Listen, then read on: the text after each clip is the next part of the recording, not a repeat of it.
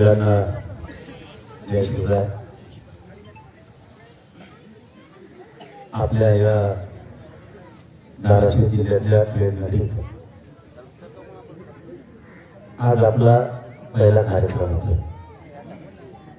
आपल्या गावकऱ्यांनी सांगितलं की तुम्हाला खेळला यायला लागते, तुळजापूरला मुक्कामी जाता. मी सांगितलं जाता नाही येतो, पण तुम्ही थोडं बशीला आम्हाला. ते म्हणले यायलाच 1 किलोमीटर. आपला सगळ्या मावळ्याची वेळ आली तरी गाव सापडा. तुळजापुरी आईच्या चरणी दर्शन घेताना जाताना, कारण उद्या सकाळी दर्शन घेऊन आपण पश्चिम महाराष्ट्राचा दौरा सुरू करतो. पण आपल्या गावात आलं खूप आनंद झाला की माझा मराठा समाज आणखी एक जागा आहे हे मला दिसते. मराठा समाज खरोखर खरबडून जागा झाला. आनंदाची गोष्ट याच्यामध्ये फक्त एकच आहे,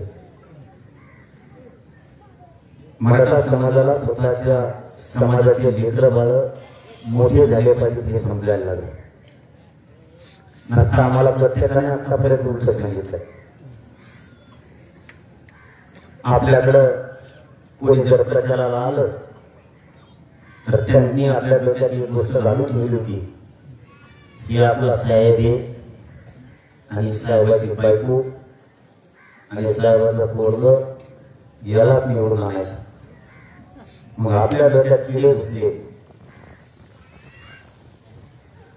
दुसरी जात पार्टी पुन्हा गावात आली. दुसऱ्या पार्टीला सांगितलं हे आपले साहेब, ही त्याची बायको, हे त्याचं पोरग.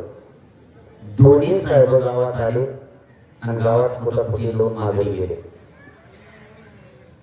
दोन्ही पार्ट्या गावात आल्याच्या नंतर कधीच म्हणल्या नाही तुमच्या लेकरा बाळाचं शिक्षणाचं काय, तुमच्या पोराला पोरीला नोकरी आहे की नाही, एकाही साहेबांना विचारलं नाही. आणि खेड गावात जर कोणाला विचारलं असलं तर ते पण अशा माणसाला विचारलं असं की ज्याचा वाडा मतदानाला मोठा आहे त्याच पोरग नोकरी लावला असेल. असं राज्यात एकही गाव नाही की तिथं फक्त 2च मतदान आहे आणि त्याच्या घरातलं नोकरी लावले, असं कधीच झालं. आपली राजकारणी लोकांनी खूप मोठी फसवणूक केली. त्यांनी नक्की सत्तेत यायला पाहिजे होतं, त्यांनी आमदार खासदार सुद्धा व्हायला पाहिजे होतं,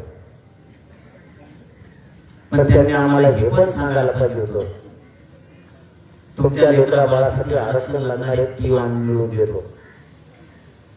किमान त्यांनी आयुष्याचं आपल्याला आरक्षण द्यायला पाहिजे होतं. आता आपण लढून मिळवलंय, आपण आरक्षण लढून मिळवलंय, ते सुद्धा टिकू देत नाहीये. काल पण बघितलं असतं, बघितलं का? पण मराठ्यांचे प्रमाणपत्र रद्द केले. मराठ्यात संभ्रम निर्माण झाला पाहिजे. मराठा समाज एकजूट पुन्हा पहिल्यासारखा राहायला नाही पाहिजे, म्हणून तो गैरसमज पसरलेला. त्यांना मराठ्यांना आरक्षण द्यायचं नाहीये. मराठा समाजानं प्लॅन समजून घ्या आणि कधी पण सावध राहावा. सरकारने काय षडयंत्र केलंय, काय कट केलाय, इथं बसलेल्या सगळ्या मराठा बांधवांना सांगा. कायम स्वरूपी सावध राहा, नसता आपल्या लेकरा बाळाला मुसळ तोडायची वेळ येईल. इतके हाल आपल्या लेकराचे होतील तुम्ही जर सावध नाही राहिला तर. तुम्ही पक्षाचं काम अवश्य करावं, आधी जातीच्या लेकराला आरक्षण मिळवून देण्याची जबाबदारी तुमची आहे. त्याला आयुष्यभर उठणार नाही एवढं देण्याची जबाबदारी तुमची सगळ्यांची. आणि ते जर मिळवलेलं कोणी टिकून देणार नसलं, एक जीवन सगळ्यांनी एकजूट होऊन उठणं सुद्धा तेवढं सरकारच्या विरोधात लढतो. खरंच मी पुन्हा सांगतो की मी आपल्या गावात सहज आलो, पण किमान मराठा समाज जागा आहे याचा मला आनंद वाटला. नसता आमचा संघर्ष विनाकारण वायाला जातो.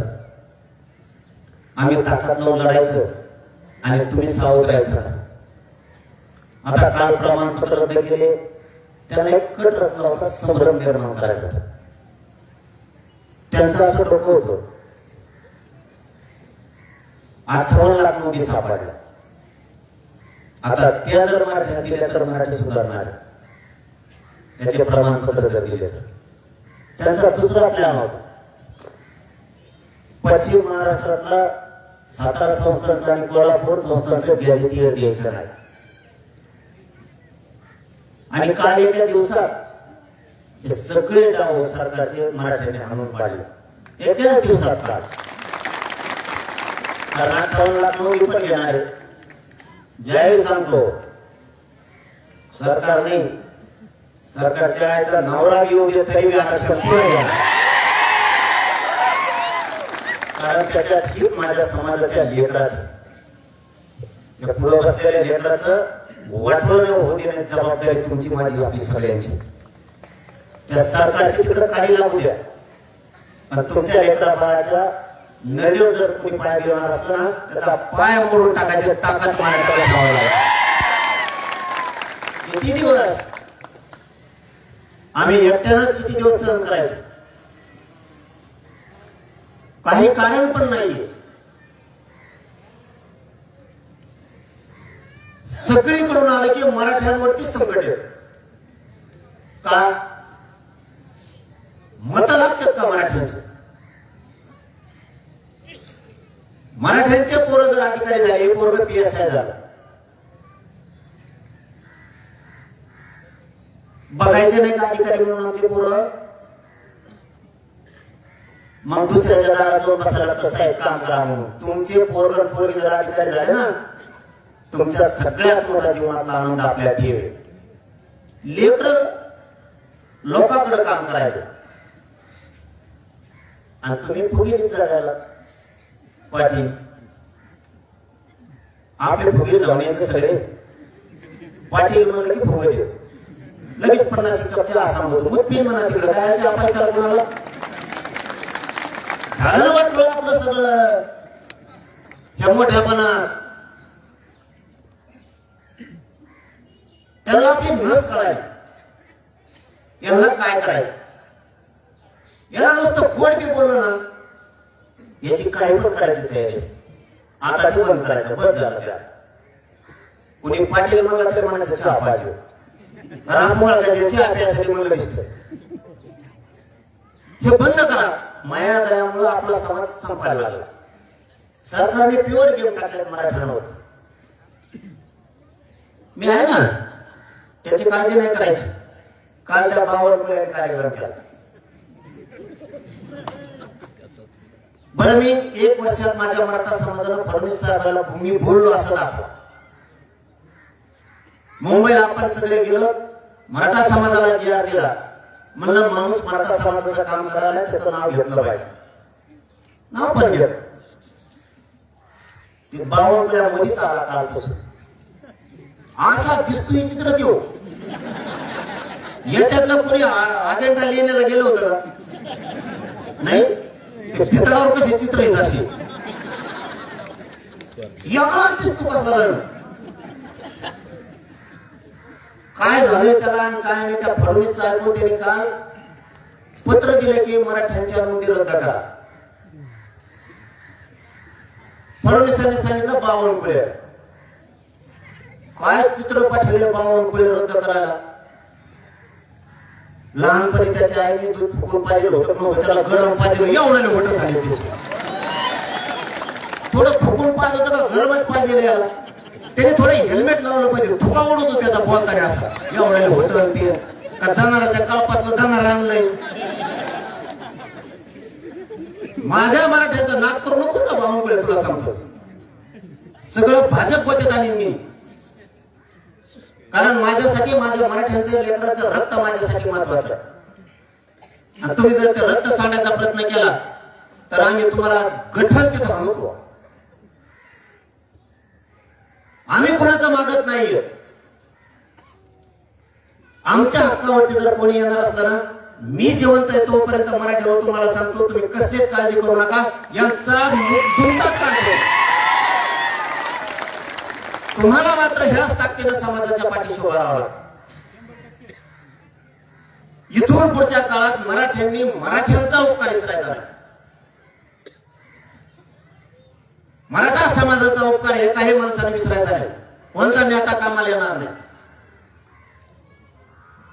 तुमची जात तुमच्या कामाला येणार. संकट आलं सगळ्यात अगोदर ती धावून येणार. पुढच्या काळात तरी मराठ्यांच्या आरक्षणाला धक्का लागला नाही पाहिजे इतकं सावध तुम्ही सगळ्यांनी राहायचं. मी तुम्हाला म्हणत नाही राजकारण सोडून द्या, तुम्ही कोणत्या पक्षात राहा, पण नंबर 1 ला आता पक्ष नाही. नंबर 1 ला मराठा, स्वतःची जात, नंतर पक्ष. जातीमुळे सगळ्यात अगोदर ओढायचं. जात मोठी करायची. तुम्हाला जिकडे हिंडायचं तिकडे हिंडा, कोणाचे कॉम्प्युटर चिटका, कोणाच्या आघाडी लटका, काय अडचण नाही. आणि तुम्हाला धंदाच येतो. साहेब आणि साहेबाचा पोरगा मोठं करायचं. तुमच्या डोक्यात दुसरं काहीच नाही. ते साहेबाला बी माहीत झालेलं आहे याला कसं घुमायचं. ते साहेब इथून एखादा खेळमध्ये तुम्हाला गाडीत बसून येतं, बंगल्यापोत तिकडे सोडून देतं. येताना अख्ख्या गावात सांगितलं मी साहेबाच्या गाडीत बसतो, याला हल्लं पाहिजे चौकात. अख्ख्या गावाला बेजार करता येते ते साहेबाच्या गाडीतून एकदा बसून आलं. हे मोठे पण आपलं साहेबाने गंगार खांद्यावर हात टाकला की चुलत हल्लाच. हे आपलं मोठे पण. आपला समाज, आपल्या समाजाचे लेकरं अधिकारी कसे होते, व्यवसाय करण्यासाठी याच्यावर आपल्याला सगळ्यात जास्त भर द्यावा लागणार आहे. तेव्हा आपला समाज पुढे जाईल. आता 3च वर्षात आपल्या समाजाचे पूर्ण नोकऱ्याला लागले, शिक्षणात चालले, प्रमाणपत्र रद्द करायला सुरुवात झाली. एकनाथ शिंदे साहेबांच्या त्या शीटसाठी त्यांनी प्रमाणपत्र रद्द करायला सुरुवात केली. आता त्यांनी सांगितलंय, रात्री त्यांचे फोन आहेत, सकाळी पण आले, आमची चूक आम्ही दुरुस्त करतो. म्हणलो ओके, मग जुळू शकतं. आपलं जुळू शकतं म्हणजे लग्न नाही बरं का. म्हणलं मग जुळू शकतं, मला अडचण नाही ना. मराठ्याने विरोधात गेला की मग ते फडणवीस असो, नाही ते शिंदे असो, नाही ते कुणी असो, मी कायम जातीचा आणि समाजाचा राहणार आहे. कधीच पक्षाचा नेत्याचा होणार नाही. तुमच्याकडून तेवढीच अपेक्षा आहे. समाजासाठी रस्त्यावर उतरायचं शिकायचं. समाजावर अन्याय करायला लागले तर कसलाच विचार नाही करायचा. यांना करू द्या काय अन्याय करायचं, मी आहे त्यांना. मला भाव त्याचं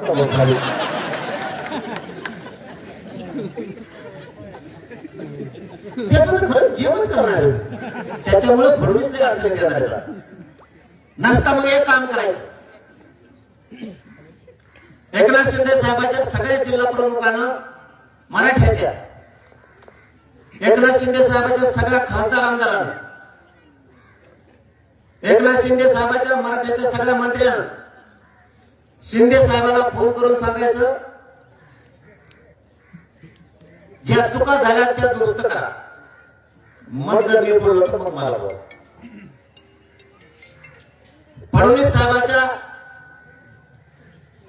सगळ्या जिल्हा प्रमुखांना मराठ्याच्या, फडणवीस साहेबांच्या भाजपच्या आमदारांना, मराठ्याच्या खासदारांना, मंत्र्यांना फडणवीस साहेबांना फोन करून सांगायचं, ज्या चुका झाल्या त्या दुरुस्त करा. जर फडणवीस साहेबांना बोललो तर मग मला बोला.